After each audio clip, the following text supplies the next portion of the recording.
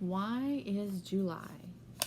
March, April, May, these months of 44 BC had now sped by, filled with danger, change, uncertainty for everyone.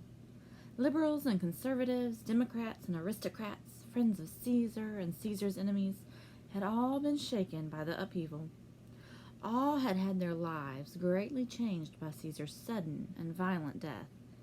In January, on the calends, or first day of the month, when the fatal year began, Antony had taken office as second highest in the Roman state, co-consul with Caesar. To him, Octavius was then merely a young nephew of Caesar's, who had grown up down in the country somewhere, and was in school in Apollonia. In February, at the Lupercalia, Caesar had refused the crown. In March, Caesar had been stabbed to death in the Senate. In April, the young Octavius had returned to Italy. In May, while Antony was away recruiting soldiers, the boy had slipped cautiously into Rome as a private citizen.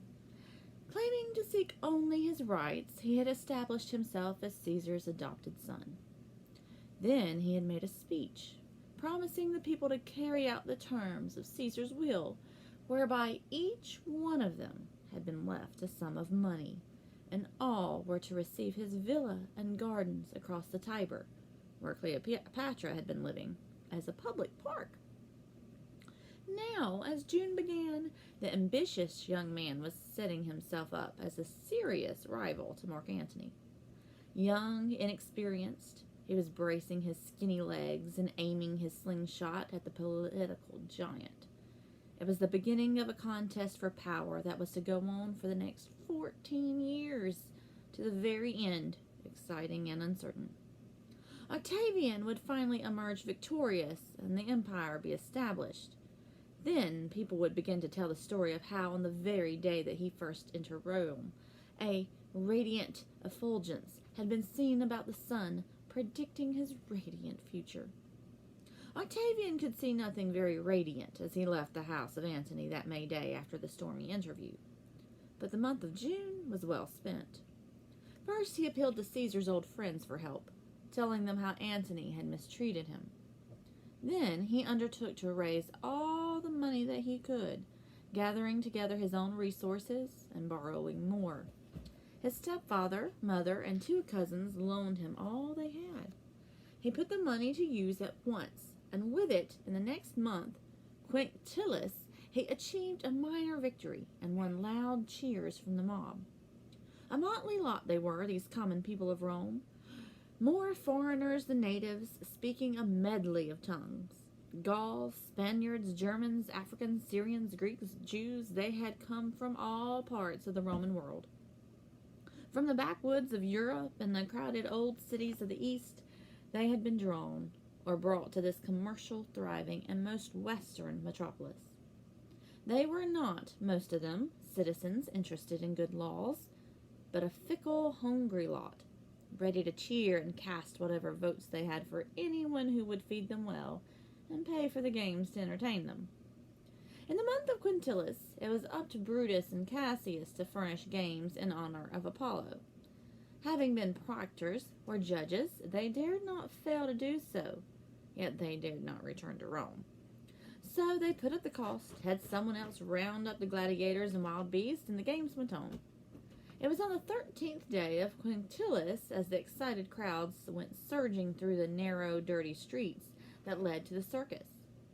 Hot, sweaty, under the blistering sun, breathing garlic, they jostled one another, laughing, shouting, and cheering in a frenzy of joy. But not for the games. Not for Brutus and Cassius for their cheering, but for Octavian.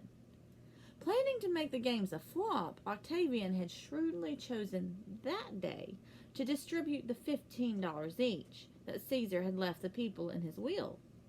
Each citizen, therefore, in that crowd, butcher, fuller, baker, peddler, or whatever, had in his hot, sticky fist more money than he could earn in a month, or perhaps even 2 months. No wonder that they were shouting loud cheers for the dead Caesar, who had not forgotten his people. Loud cheers for the young Caesar, who had kept his promise. That was the first thing Octavian did with his money, but not all. Later in the month, he too furnished games in honor of Caesar and his latest victory. For in celebration of all victories, the people expected games to be given them by the successful general. Caesar had died too soon, so Octavian put them on. Once more, in that hot midsummer month of Quintilis, the streets were full of an uproarious holiday crowd, streaming out to take their seats on the long wooden grandstands of the Circus Maximus. There they would bet on their favorite gladiators as they strode in, flexing their strong naked muscles, glistening with olive oil. Or they would argue and wager about the comparative strength of the lions pitted against each other, whose deep, wild roars as they caught the human scent could be heard through the uproar of the crowd and the shrill blare of the trumpets. Wild beasts tearing each other to pieces and young men hacking each other to death. That made a wonderful spectacle for the Roman crowd, a thrilling and successful day. One thing only marred it for Octavian. He had hoped to display the glittering crown of golden laurel leaves that Caesar had been allowed to wear, and also his golden chair, but that had been forbidden. Something far more thrilling, however, than the sight of those tokens of earthly power and glory took place that very night. As it grew dark, a comet of unusual brilliance flashed its wide arc across the sky.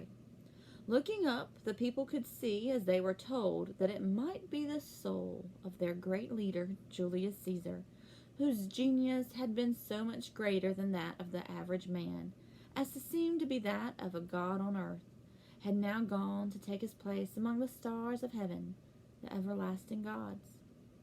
On the strength of this heavenly sign, Octavian had a new statue of the god Julius, Divus Julius, made with a gold star on his forehead and placed in the temple of his ancestor, Venus.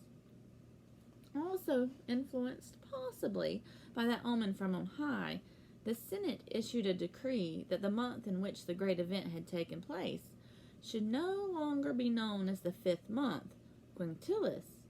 Henceforth it should bear Caesar's clan name, Julius, or July. All our months still carry their old Roman names.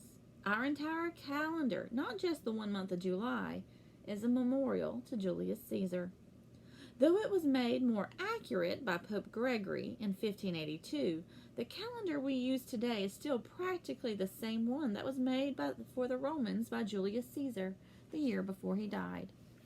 For nearly 20 years, Caesar had been Pontifex Maximus, the chief Roman priest in charge of announcing each month and its events. But the Roman calendar was such a mess that half of the time he hardly knew himself when the month began or what it was. The idea of making a new calendar had occurred to him in Egypt. During the winter spent with Cleopatra, Caesar had seen the Egyptians use a far better calendar.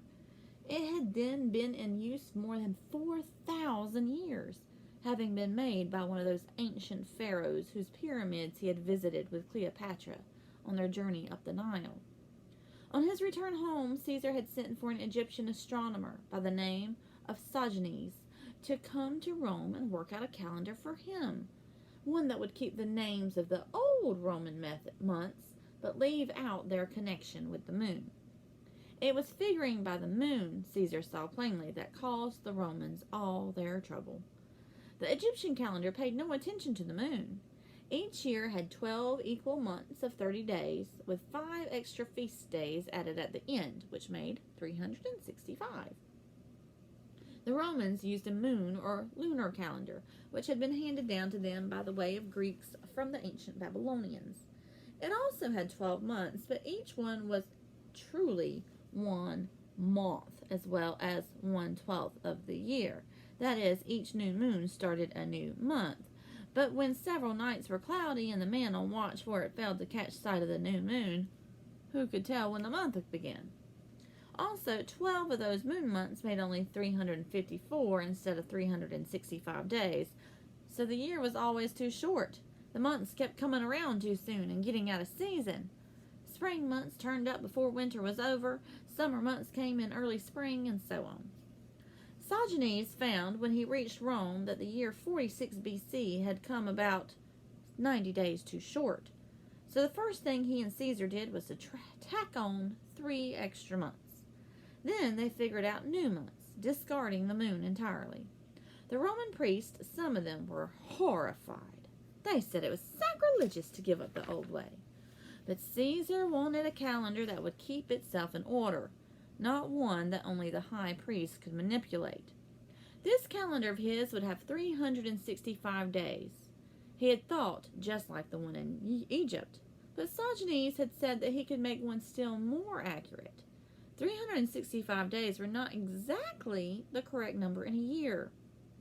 "We now know," he said, "that it takes the sun about a quarter of a day more than that to travel around the earth, or 365 and a quarter days." Caesar was determined to have the best and most scientific calendar that could be made, including that quarter of a day. Thus it was set up. That calendar which we have inherited, and which was made originally in ancient Egypt, at the very earliest date recorded in history, the year 4241 BC. 45 BC was the first year that this new Julian calendar was put into use. To the Romans, who counted time from the founding of their city, that year was 709. 709 years it was said to be since Rome had been founded by Romulus, one of those famous twins who had been brought up by a wolf. Mars, the god of war, was supposed by the early Romans to have been the father of those twins, and it was for him they had named what was then the first month in their year, Martius, or March. January, which later took place in the calendar, was named for Janus, another early god who had 2 faces, showing that he could look both to the past and to the future. He was the gatekeeper of heaven, and from early times a temple to Janus, in the shape of a great gate, had stood near the Forum. In time of war the gate stood open, but it was too closed in those rare times when Rome was at peace. Only twice so far that gate had been closed. Never during Julius Caesar's lifetime. And now at his death, Rome was to be plunged into 14 more years of civil war. Possibly old Janus, looking to the future, could see an end of it, but no one else. Caesar's enemies and friends were marshaling their forces. Mars, bloodthirsty god of war, was sharpening his sword.